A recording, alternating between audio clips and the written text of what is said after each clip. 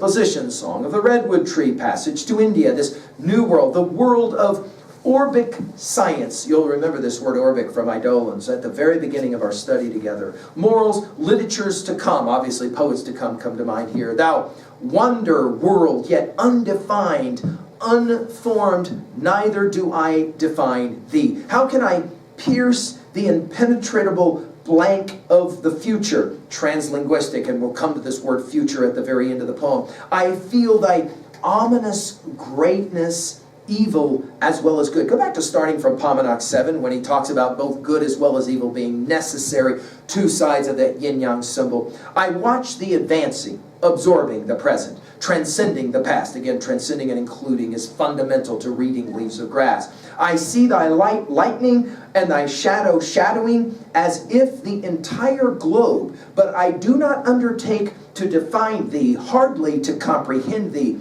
Again, translinguistic. I but thee name, thee prophesy, as now I merely thee ejaculate. Now I gotta say this out loud. Readers of Whitman's Deathbed Edition, well, they were always having problems with word choice. I think this use of the word here, it's the only use in all of Leaves of Grass, ejaculate. And it's not completely clear if he's talking as sexual, as in to disperse semen, or is he talking about speaking, as in saying, I can ejaculate, that is to say, to speak. And I think he's having a fun time with a word like this, because it can obviously be rendered either way, depending on how you interpret it. Then notice the anaphoria of the 12 these now. Thee and thy future. Again, this word keeps coming back like a mantra, and he'll capitalize it in full at the end of the poem. Thee and thy only permanent life, career, thy own unloosened mind, thy soaring spirit. Back again to the bird that is free, right, on pinions soaring. Thee as another equally needed sun. Again, back to equal brood. Radiant, ablaze, swift moving, fructifying all. And of course this use of fructifying takes us back to Leaves of Grass. Thee, risen in potent cheerfulness and joy. It's always going to be there in poems like this joy. In endless great hilarity. We're going to see this word one more time in Song at Sunset, hilarity of youth. I love that he uses this word choice again, hilarity. There's a certain sense for Whitman that Americans are always about laughter, joy, Scooby snacks, even though they are an illusion. Scattering for good the cloud that hung so long. Now we're getting to our theodicy here, right? Why must there be the cloud that weighed so long upon the mind of man? The doubt, suspicion, dread of gradual, certain decadence of man. Decadence gets used one time in all Leaves of Grass, and it's right here, right now. Go back to our Republic study with Plato, especially in Republic 8-9 and the declension of state model. That idea that there is the beginning of groups, there's the ascendancy of groups or republics, and then there is that decline of state. Here we're playing a similar kind of game.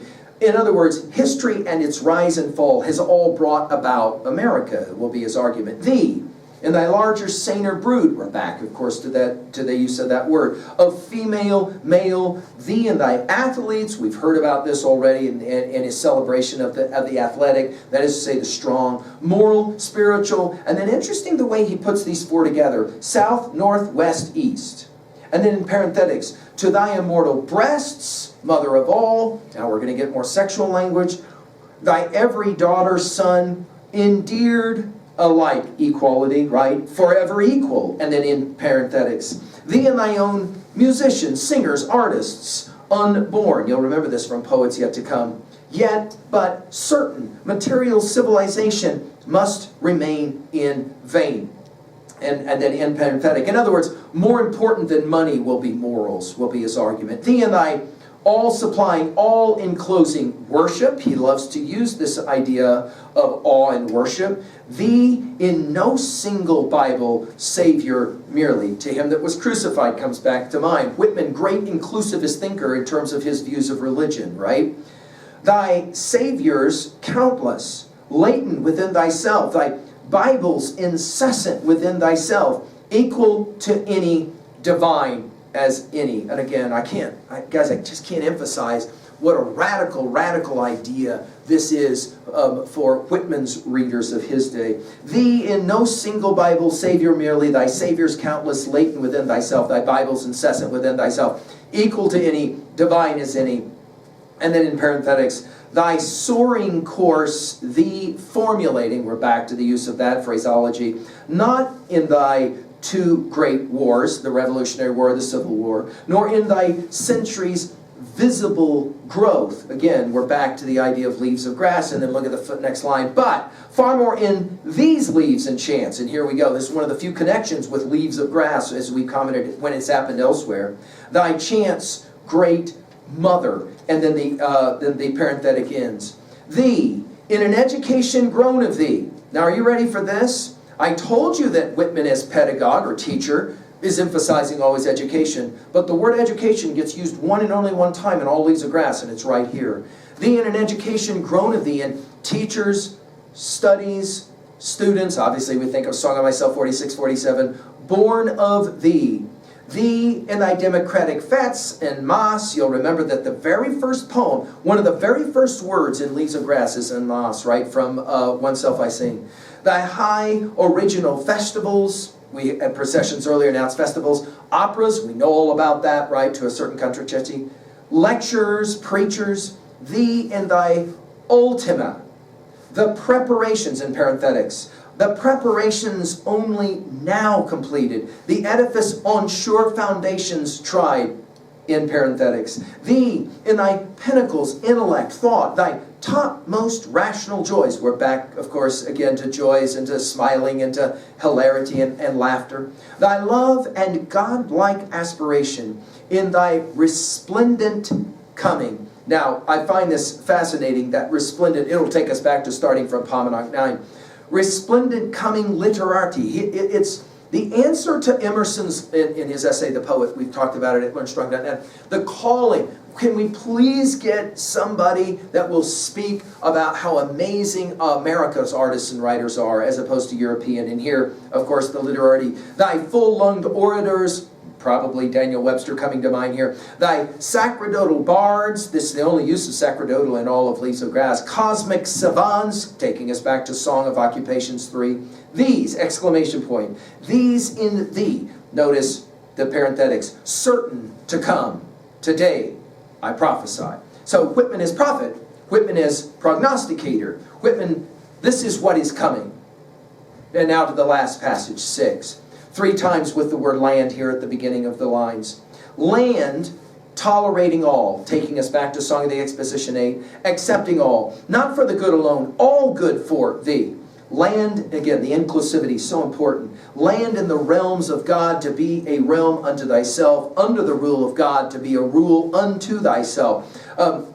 You'll remember this, for him I sing, making himself a law unto himself. You'll remember this idea. And then in parenthetics again, lo, where arise 3 peerless stars to be thy natal stars, my country, ensemble, evolution, freedom. Go back to starting from Paumanok 10 when he gave us the important trinity there of love, democracy, religion, and we commented on the importance of that. Here it's ensemble, evolution, freedom, set in the sky of law. Notice all of these are capitalized, so it's the important 4. And this takes us to Aeneid 6, no question. When Aeneas is down there with Anchises, and Anchises tells him that it's going to be all about, Rome is going to be all about law.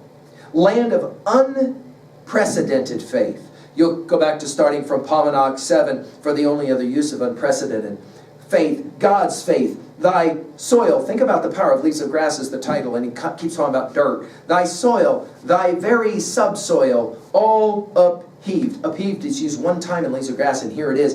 But I think that's creeds and schools and abeyance idea. The general inner earth, so long, so sedulously, by the way, only used 1 time in Leaves of Grass, this idea of diligence or dedication, draped over. Remember Lilac's last in the Dooryard Bloom, passage 6 with draped? It's interesting the way Whitman uses this word here. Now, hence, for what it is boldly laid bare, opened by thee to heaven's light for benefit or bale. Do you find it amazing that he uses the word bare and bale at the end of these 2 lines? I find that remarkable. Not for success alone, not to fare, sail, unintermitted, always, back to passage to India. The storm shall dash thy face, the murk of war. Remember murky mystery and that poem thought from Heavenly Death. Of war, and worse than war shall cover thee all over. Now he's going to the drum taps and to the theodicy. Why? Why must there be this? We're capable of war. It's tug and trials, question mark. Be capable of peace. It's trials. For the tuck and moral strain of nations come at last in prosperous peace, not war. This is his theodicy. Why did the Civil War have to happen? Because it prepared us for peace. Interesting argument. In many, a smiling mask. You'll remember, again, the idea of smiling in Song of the Open Road 13. But there it's also negative. The smiling is negative. Death under the breastbones will be the phrase there in that line, and then we're going to get to that same idea here in a second. In many a smiling mask, death shall approach, beguiling thee. Again, the word beguiling takes us back to our Milton and, of course, Paradise Lost and Satan beguiling Eve. Thou in disease shall swelter. Swelter gets used one time in All Leaves of Grass, and it's right here. The livid cancer spread its hideous claws. He can be speaking literally, he can be speaking metaphorically, and obviously predicting in some ways what will be his own end. The livid cancer, you'll remember livid from Song of Myself 32. Cancer is used one time in All Leaves of Grass, it's right here. Spread its hideous claws, remember hideous from Song of Myself 41. Claws taking us back to Dalliance of Eagles, obviously. Clinging upon thy breasts, we've seen breasts already in this poem, seeking to strike thee deep within. Consumption of the worst, think about the power of this predictively as it relates to Whitman and his health. Moral consumption shall rouge thy face with hectic. Spirit whose work is done is the only other use of this word hectic. But thou shalt face thy fortunes, thy diseases, and surmount them all. Again, this is the theodicy. Why did this happen for us? Whatever they are today, and whatever through time they may be, they each and all shall lift and pass. You'll remember this from Song of Myself 46. Level that lift to pass and continue beyond. And pass away and cease from thee. Song of Myself, ceasing not, you'll remember. While thou, time's spirals rounding, out of thyself still extricating, fusing. This is this is interesting to me. This extricating to free. By the way, it's the only use of this word. Fusing to bring together. Equable, natural, mystical. We're familiar, obviously, with that use of that word, right? Union, thou. Notice capitalized. The mortal with immortal blent. You'll remember this from Song of the Banner at Daybreak, this use of the word blent. Shall soar toward the fulfillment of the future. One more time, the use of that word. The spirit of the body and the mind, the soul, its destinies. We're going to get to that now in the last two stanzas, or in the last stanza. The soul, its destinies, the real. Fascinating how he stacks that, right? The real. Purport of all these apparitions of the real. In the America, I told you, when he uses the word, it's significant. The soul, its destinies, thou globe of globes, thou wonder nebulous. To think of time, passage 9 will take us back to nebulous. By many a throe of heat and cold convulsed, in other words, to make America, there was the necessity of both heat and cold. By these thyself solidifying, again, he uses this growing language. Thou mental, moral, thou new, indeed, new spiritual world. You'll remember this spiritual world and starting from Hamanach 10. The present, capitalized, holds thee not. For such vast growth as thine, for such unparalleled flight as thine, back to strong bird on pinions free, such brood as thine, back to the first line, the future, all in caps, only holds thee. Go back to a historian to see his use of the word future for the very first time in Leaves of Grass. The future only holds thee and can hold thee. I told you guys about this motif of hugging, grasping, hugging, holding. Well, what are we going to say about a poem like this at 2a? Well, I think his argument is that America is the culmination of all past, all present, for the future. It's powerfully nationalistic, and we could argue internationalistic as well. At 2b, I love the word choice. I mean, to put the word ejaculate in a poem like this with mother being in the first line is obviously controversial, but I think it's powerful and it's wonderful. At 3a, we mentioned Longfellow's building of the ship. Yeats's dialogue of self and soul has been often compared with this poem. The idea of turning in the gyre that will be in Sailing to Byzantium 3. O sages standing in God's holy fires in a gold mosaic of the wall, come from the fire, burn in the gyre. And of course in Second Coming he uses that same motif that I think is borrowed maybe from this poem. Emerson's Oversoul obviously comes to mind, and then Passage to India, as we've already said. Finally, at 3B, what are you going to do to own a poem like this? Well, it's something maybe like this. Do you share Whitman's optimistic view of America as being the culmination of all that came before? And what about the future? And where do you look towards the future of America and the world? And is Whitman's Leaves of Grass giving you some reason for anticipation and joy and hope? I hope so. Thank you.